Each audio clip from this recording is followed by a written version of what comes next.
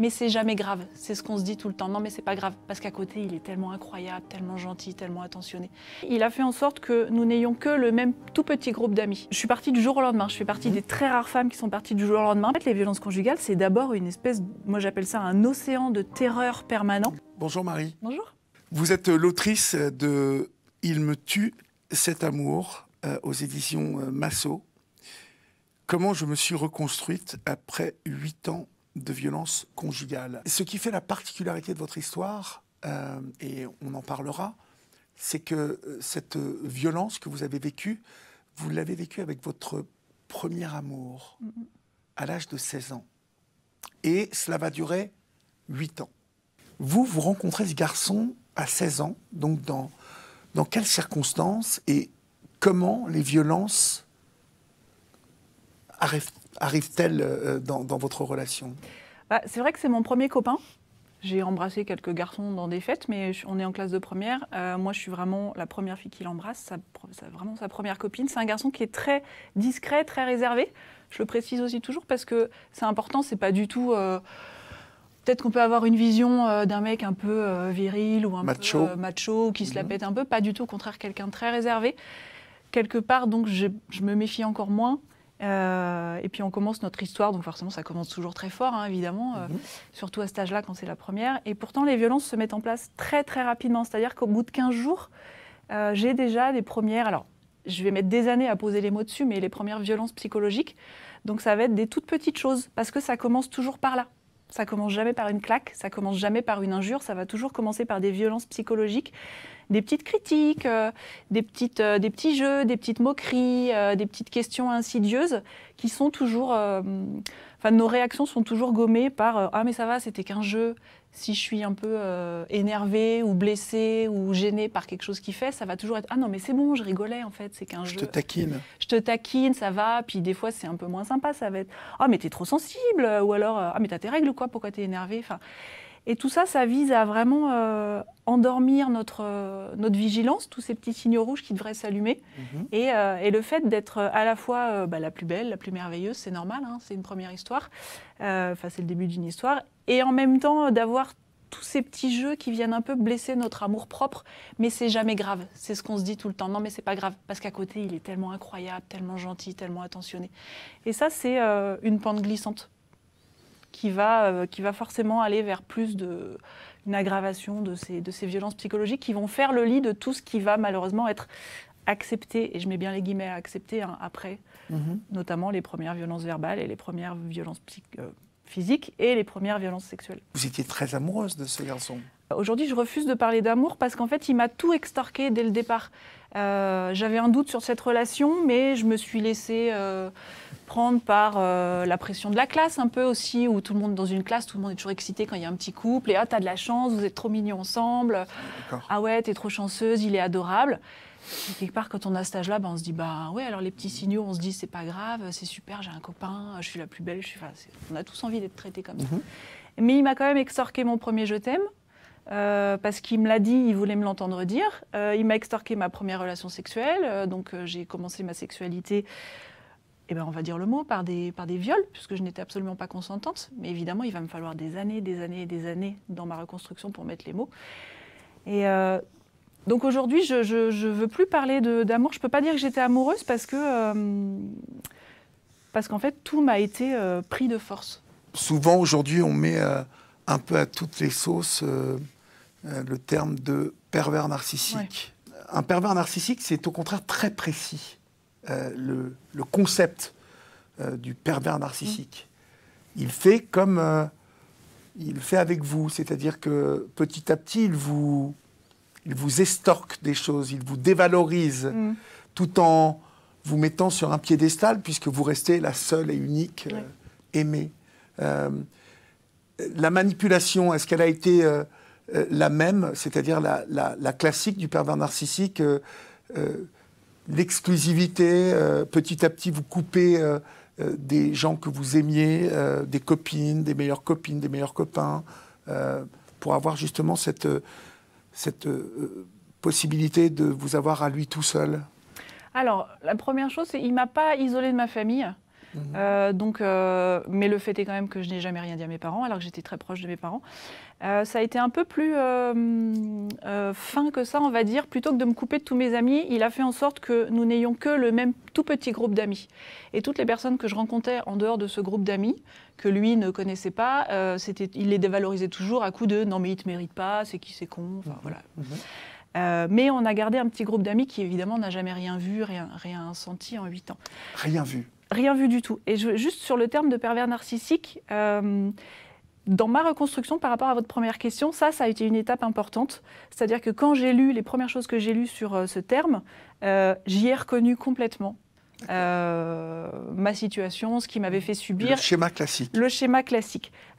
Aujourd'hui, j'ai tendance à m'éloigner un peu de ce terme parce que je trouve que c'est devenu un peu un fourre-tout. Et oui, mais ça reste pourtant un repère très précis. Donc vous y reconnaissez donc la méthode d'un pervers narcissique. Et ça a vraiment été une étape dans ma reconstruction où j'ai eu parce qu'il m'a fallu des années, hein, j'ai fait comme beaucoup de victimes. Une fois que je m'en étais sortie, j'ai découvert à 24 ans ce que c'était que d'être libre, d'avoir son libre arbitre, de ne pas se faire injurier, frapper. Qu'il y avait des hommes respectueux. Et qu'il y avait des hommes respectueux. Ouais. Et j'ai eu la chance en tout cas, de toujours tomber sur des hommes respectueux, dont je n'ai jamais eu peur. Et ça a été, donc j'ai mis en fait sous le tapis. Je me suis dit, allez, c'est bon, tout ça, c'est derrière moi. J'ai fait ce que font beaucoup trop de victimes, mais on peut le comprendre parce qu'on a juste envie d'oublier ça et de revivre, d'être heureux. Donc j'ai rencontré mon mari, on a rapidement eu des enfants, et en fait le boomerang est arrivé 5 ans plus tard. Le retour de bâton, on va dire, le fait d'avoir tout mis sous le tapis.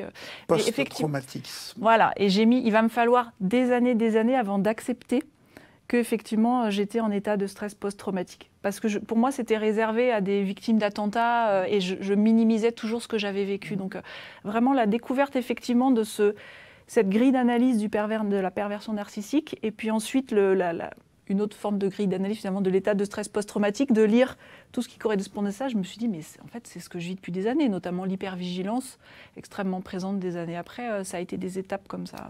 Entre des thérapies. Alors brièvement, parce que nous n'allons ni accorder beaucoup d'importance à cet auteur de violence, mais on est dans un schéma classique d'abord de violence psychologique et puis ensuite de coups.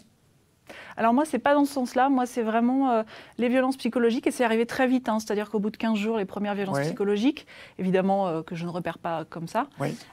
Au bout d'1 mois et demi, le premier rapport sexuel pour lequel je ne suis absolument pas consentante, mais il va insister jusqu'à ce que je finisse par céder. Et donc on rappelle que céder, ça n'est pas la même chose que consentir. Non. Et toutes les premières fois de notre sexualité vont m'être imposées de la même manière. Au bout de 2 mois, je me prends ma première claque. Donc ça arrive très vite, qui sera première de nombreuses violences psychologiques. Alors au début, c'est pas toutes les semaines, hein, évidemment, ça monte très progressivement. Et au bout de 4 mois, les premières violences verbales. Et j'ai beau être jeune, évidemment, on ne va pas parler de violence économique comme dans les couples mariés, mais c'est quand même lui qui a pris tout de suite le contrôle de mon argent de poche, et c'est lui qui a décidé de mon orientation en ridiculisant tout ce que moi je voulais faire. Donc c'est quand même des éléments qui, même quand on est jeune, on n'y pense pas forcément, mais qui peuvent avoir un lourd impact sur la vie. Bien sûr. C'est ce que vous avez fait? Vous avez choisi ce que lui voulait que vous fassiez? Ah oui, il a ridiculisé, infantilisé tout ce que moi je voulais faire. Vous vouliez faire quoi, par exemple? Moi, je voulais être soit restauratrice de tableaux, soit égyptologue. D'accord. Ce qui sont des vrais métiers que j'aurais pu faire, parce que ça me passionnait.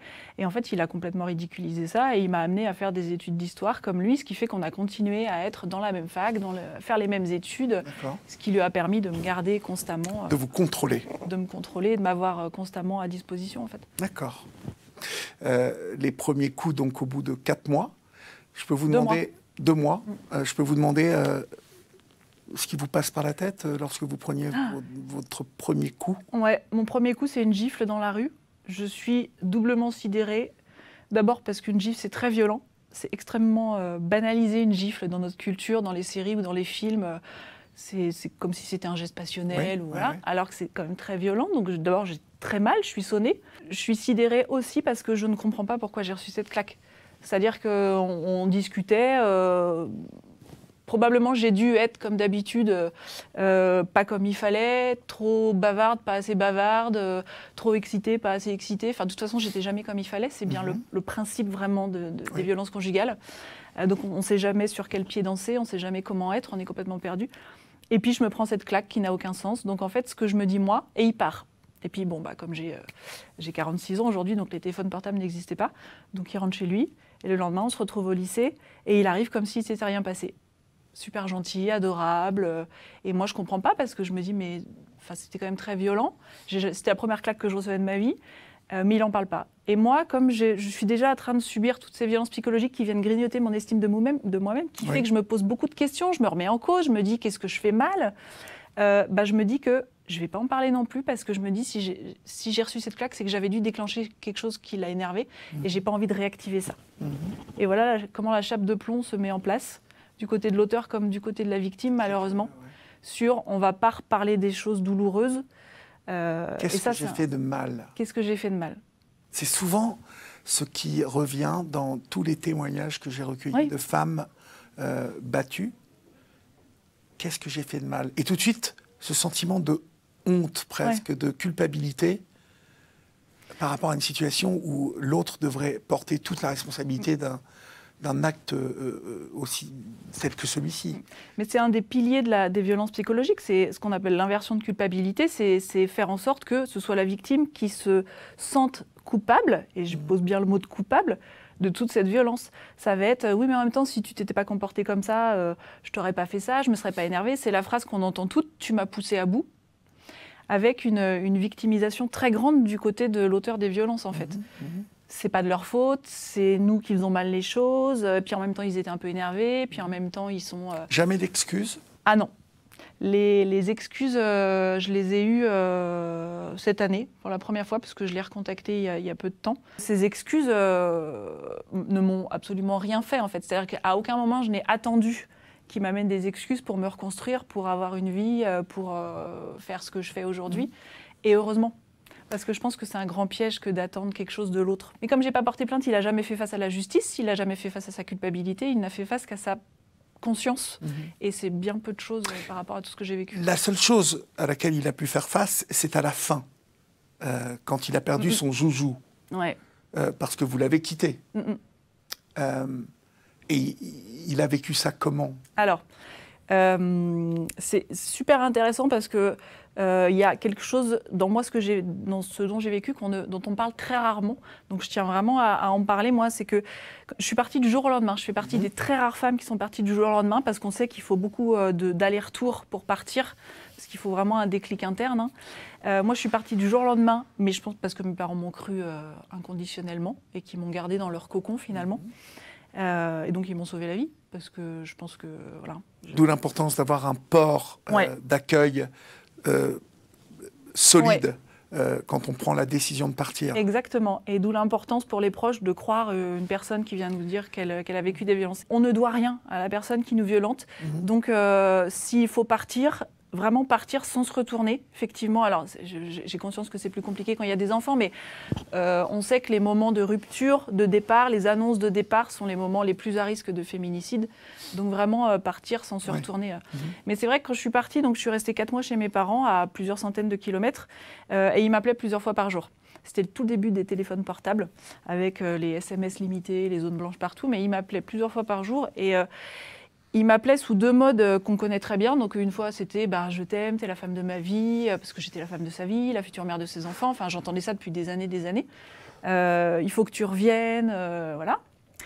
Après, il m'appelait parfois dans la même journée, parfois le lendemain, en me disant mais je vais te tuer, en fait. Tu mérites pas de vivre. Tu m'as pourri la vie. Je vais prendre le train et je vais te tuer.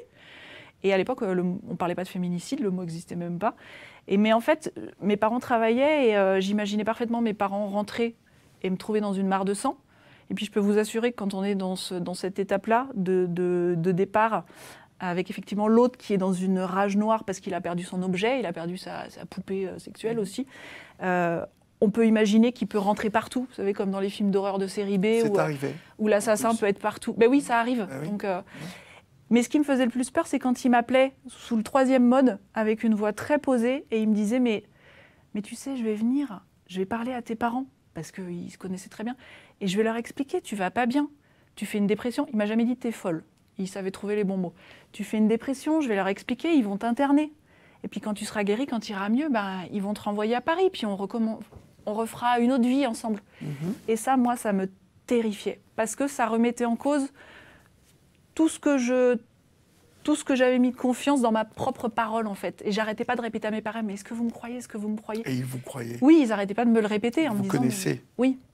Et ça, j'ai découvert après, à travers un article d'une journaliste, qu'il y avait beaucoup trop de femmes qui se faisaient interner sur décision du mari violent, et qui, une fois qu'elles étaient internées, en fait, toute leur défense, enfin, à chaque fois qu'elles voulaient parler, en fait, c'était vu comme de la paranoïa, mais vous voyez, elles racontent n'importe quoi. Et ça, c'est un élément dont on parle très peu, mais qui est en fait très courant, donc il faut vraiment très faire, et qui montre aussi l'espèce de toute puissance que peut avoir la parole de l'agresseur. Il s'est arrêté au bout de combien de temps? Je ne peux pas vous dire, je sais que ça a duré plusieurs semaines. Ça a été très et il a laissé tomber. Ouais. D'accord.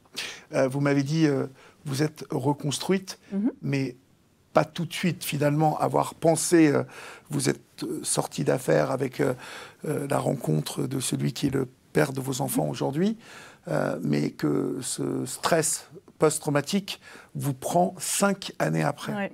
C'est là qu'en fait, vous avez sans doute saisi beaucoup de choses. D'abord, été saisi par des émotions auxquelles vous ne vous attendiez pas.